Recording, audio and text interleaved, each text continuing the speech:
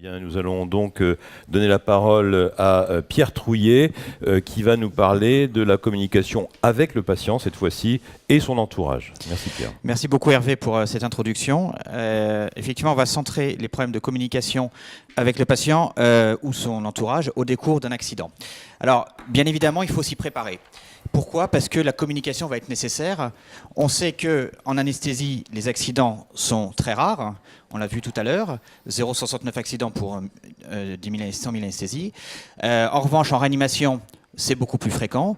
Mais en tous les cas, dans les deux situations, même si l'incidence de l'événement est très rare, très souvent, la gravité est très importante. Et bien évidemment, face à une gravité d'un événement indésirable, il va falloir renforcer encore la communication. Donc cette information, pour le patient, pour ses proches, elle est bien sûr nécessaire et il va falloir qu'elle soit appropriée. Elle est nécessaire parce que nous en avons une obligation éthique et légale d'informer le patient ou sa personne de confiance ou ses ayants droit si le patient est décédé au décours d'un événement indésirable. Ça rentre bien sûr dans une démarche d'amélioration de la qualité et de la sécurité des soins. C'est une remise de confiance et de transparence dans la relation médecin-patient qui peut être perturbée, qui peut être altérée lorsque survient un événement indésirable. Et surtout, cette communication va également nous permettre de pouvoir détacher différentes étiologies dans la survenue de l'événement indésirable.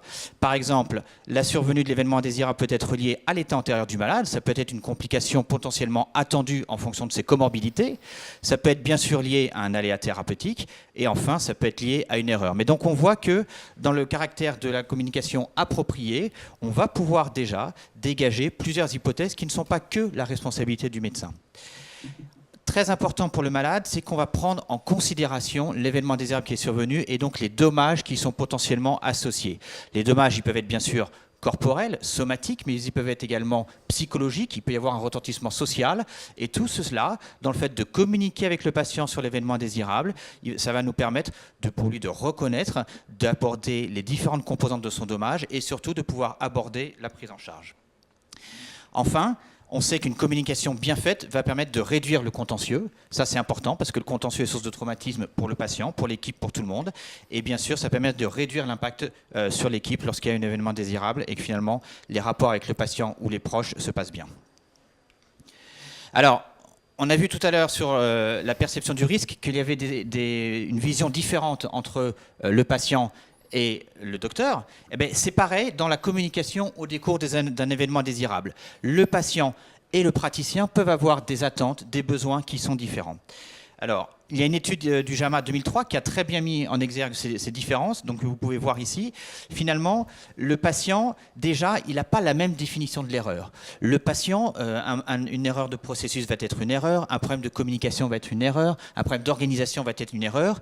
Donc la définition pour le patient est très large. Pour le docteur, la définition de l'erreur, elle est beaucoup plus restrictive, elle est vraiment définie par l'écart à une recommandation formellement démontrée. Sur la cause de l'erreur, sur la cause, le patient il va demander une information extrêmement large. Il va demander pourquoi est-ce que ça s'est passé, comment est-ce que ça s'est passé, quelles en sont toutes les raisons, où est-ce que ça a eu lieu. Donc il va demander une information précisée. Spontanément, le médecin aura peut-être tendance à simplifier et circoncire l'information. Enfin, sur les near miss events, donc c'est-à-dire les événements porteurs de risque, les patients souhaitent par moment être informés et globalement pour le corps médical, s'il n'y a pas eu de dommages, si finalement il n'y a pas eu de complications, on ne voit pas l'utilité d'informer le malade. Enfin, sur la difficile problématique des excuses, on sent que lorsqu'on interroge les patients, ils sont en attente d'une démarche d'excuse vis-à-vis du praticien et que bien évidemment c'est quelque chose de difficile pour le médecin parce que souvent à la notion de présenter des excuses est rattachée une notion de culpabilité. Voilà, et en fait dans le processus émotif, bien évidemment, le patient il va exprimer, il va être de l'anxiété, de la détresse, parfois de la colère, mais le patient, le soignant peut également lui aussi vivre la même situation. Alors pour le praticien, il va falloir, au cours de cet entretien, qu'il accompagne le patient, qu'il le soutienne, qu'il partage avec lui. Donc là, bien évidemment, des notions d'empathie qui sont très, très importantes. Il va devoir accueillir la colère du malade si elle est là, parce que la colère peut faire partie du processus de deuil qui peut se mettre en place.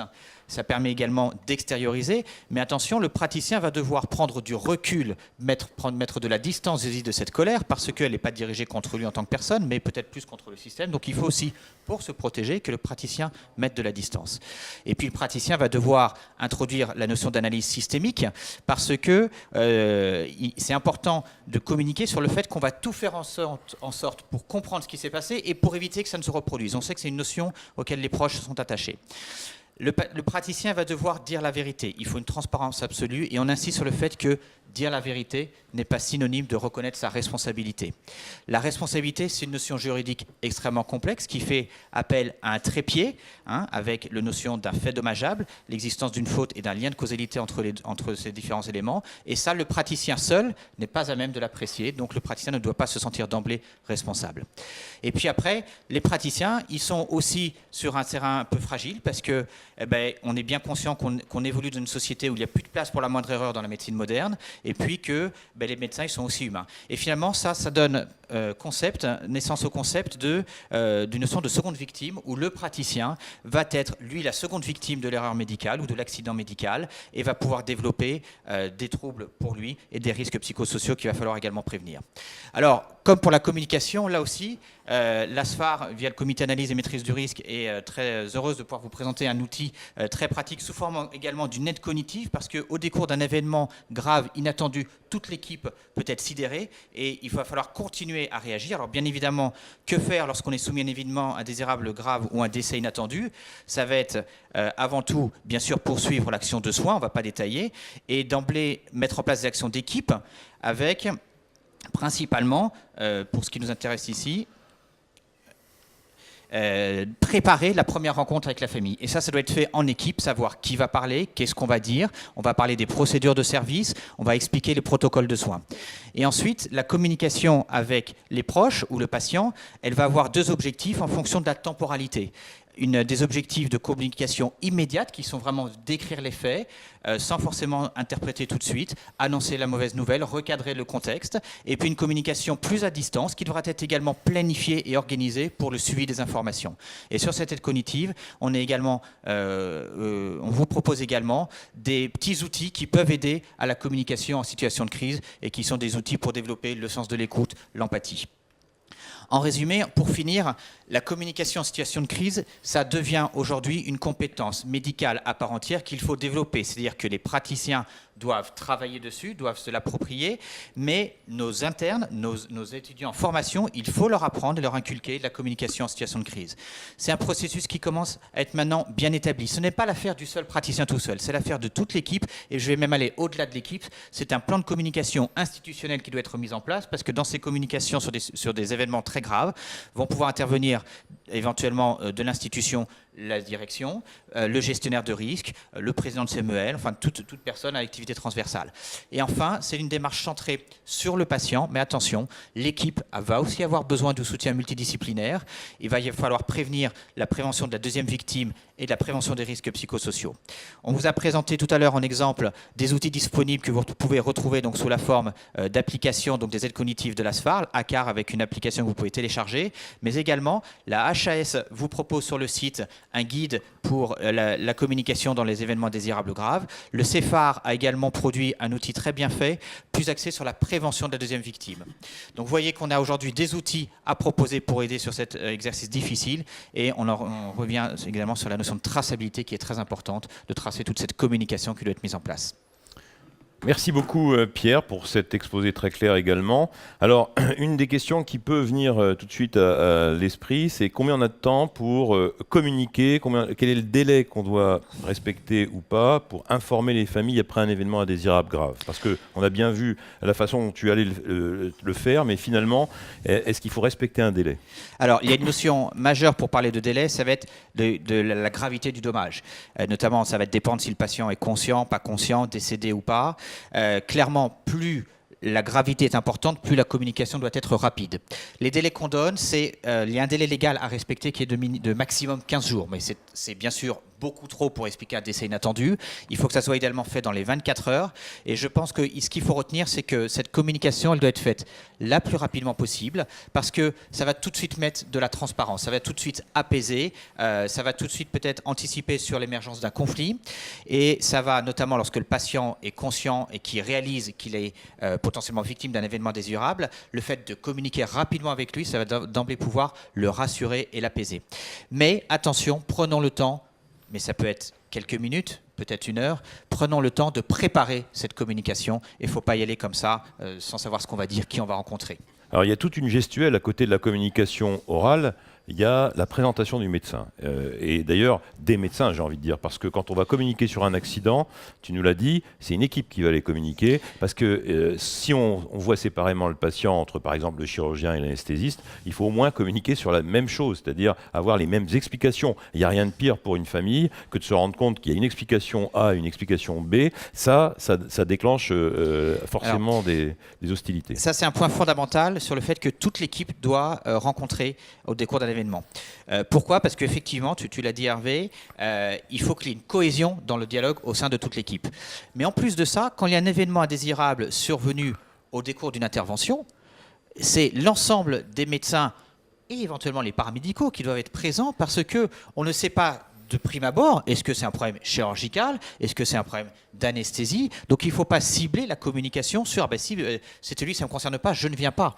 Et ça sera en plus important, notamment sur le premier rendez-vous de communication, de recontextualiser l'émergence du problème. Et donc à ce moment-là, tous les intervenants ont leur place, y compris l'équipe chirurgicale, même si on pense a priori que c'est un accident d'anesthésie, mais a priori.